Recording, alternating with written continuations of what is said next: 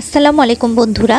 আজকে নিয়ে এলাম একদম সিম্পল উপায়ে আমাদের বাসায় কী করে পাট শাক ভাজি করা হয় তার রেসিপি।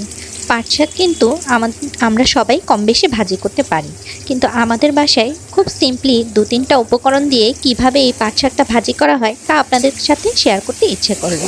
প্রথমেই কড়াইতে তেল গরম করে তাতে দিয়ে দিলাম বেশি করে পেঁয়াজ আর রসুন। এই ভাজিটাতে আমরা একটু বেশি পরিমাণে রসুন ব্যবহার করি। পেঁয়াজ রসুনটাকে একদম লাল লাল করে ভেজে এরপর এতে দিয়ে দিব সেদ্ধ করা পাট শাক। এই পাট শাকটা আমি খুব অল্প পানিতে সেদ্ধ করেছি, যাতে শাকের সাথে শাকের পানিটা শুকিয়ে যায়।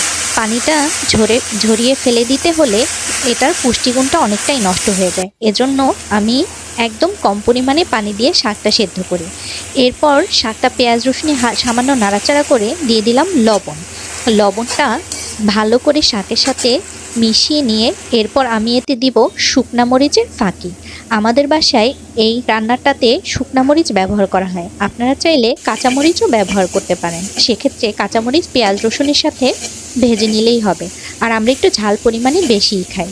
যাই হোক, এরপর শাকটাকে ভালো করে ঝরঝরা করে ভাজি করে নিতে হবে, যাতে একটু পানি না থাকে।